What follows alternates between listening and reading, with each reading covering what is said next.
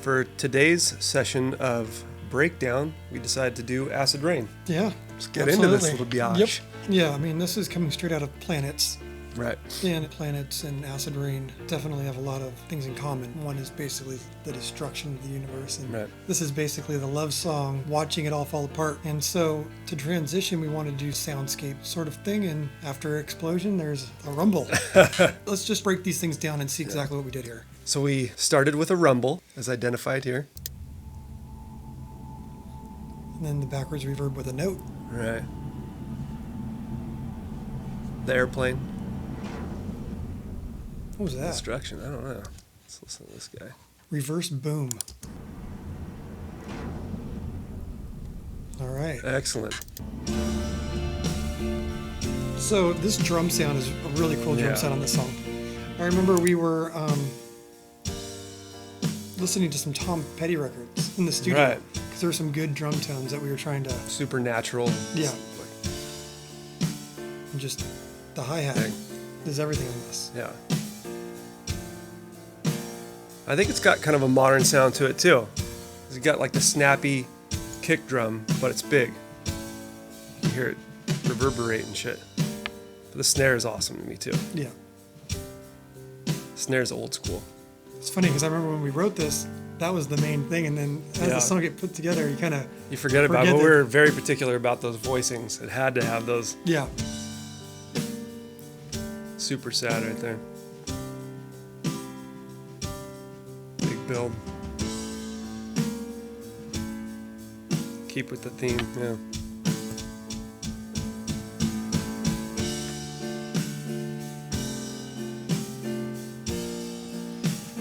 I mean, something we've really utilized more as we've gotten older is the descending chords. I was just gonna say, yeah. I mean, keeping that voicing on top the same, you know. It's like classic Elton John type stuff, you know. And those are cool. That's a cool change right there in that verse. Kind of snaps you out of wherever you're in. Totally. That's kind of what we've been trying to do since this record. Yeah. It's kind of snap you in and out of feels. Yeah. And I think this song does it really well. Totally. Do we have any strings on this? Yeah, so it helps with the voicing, because it's funny, when I was listening to the piano, I was like, it's a little thin, but I think we made room with the help of some friends, you know, voicing it. If we could do this today, I would have panned the piano pure left and the strings pure right. It'd be fun. Yeah. Because you'd really have some, totally differentiation. Yeah. But something like we did on Roman Sky. Totally. We just spread it out. But we're learning, folks. Getting there. We're getting weirder. In another 20 years, we should have it figured out. Cool stuff there for sure. It's like a lot of listening today because this is cool. Like this is stuff that I haven't. I love these build-ups too in the pre-chorus.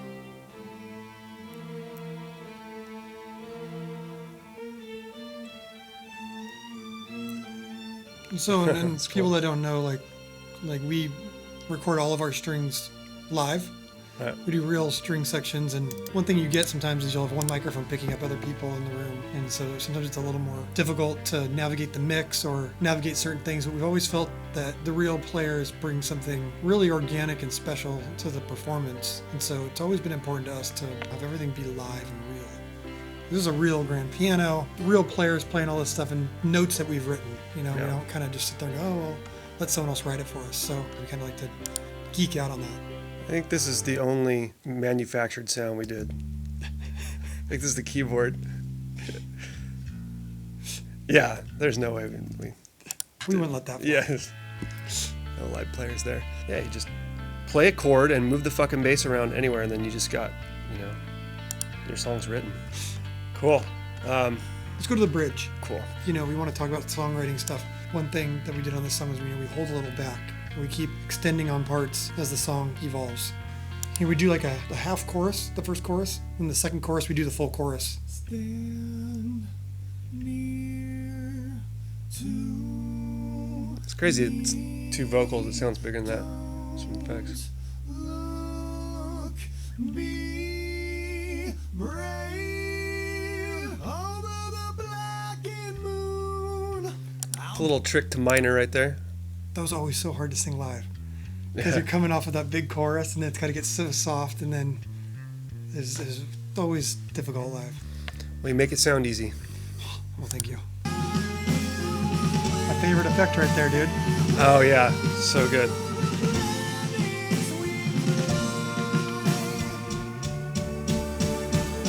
Yeah. So that had some influence from Rocket Man, from Elton John. Oh yeah. Because he sings a part and it just feels like it's taken off into space. And Yeah.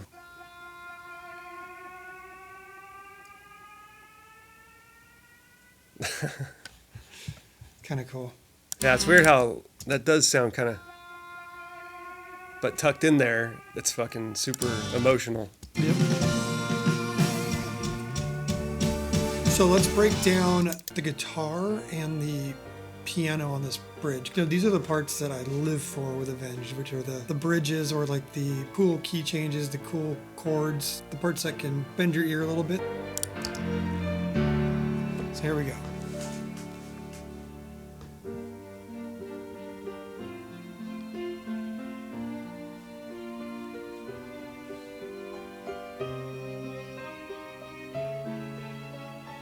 Forgot about those pulses in there.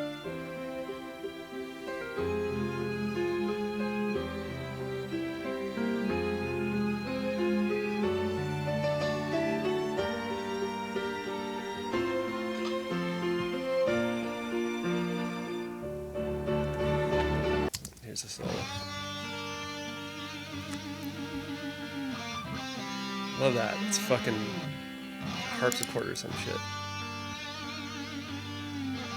This is the first time I attempted a blues, just a traditional blues solo for one of our songs.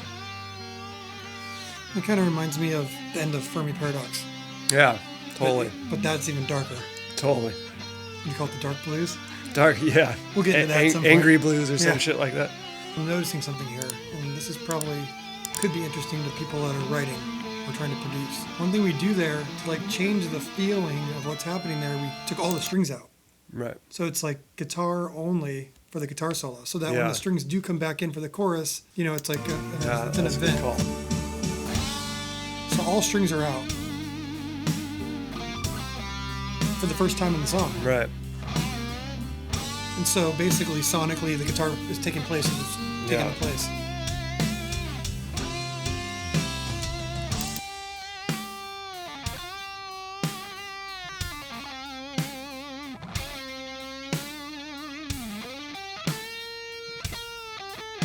Trying to make sure the piano's not too busy stepping on his guitar solo. No, I hate that. Strings come back Strings in. come back.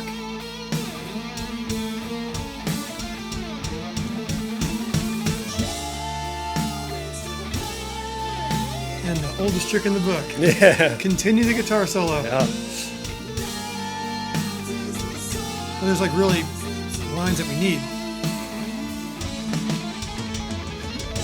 I mean, you think of those parts as the solo, or as, Exactly. the vocal eventually. Totally.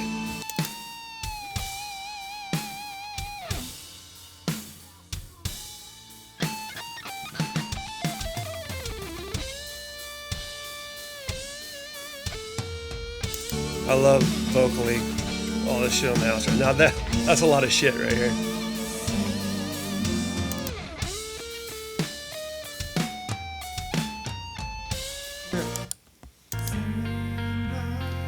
So usually when we do background vocals, we'll do double each line and then we'll pan them out hard. Yeah. We kind of change that a little bit on the stage, get a little more creative with stuff. Yeah. But from this record all the way to the beginning, that's what we did.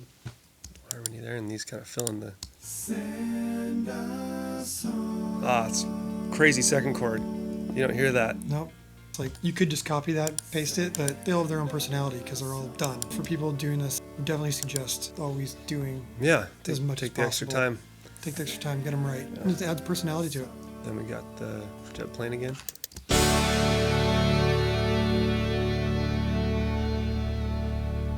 Not a lot of this is just the end of the record, and if you're in that mindset of being in space, watching the end of the world happen, you don't want the song to just end and then go right back into Shepherd of Fire.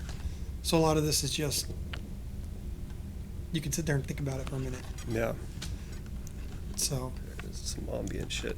So Pretty easy. The rumble's back. Some rain. Classic. Rain in space. It's got to happen.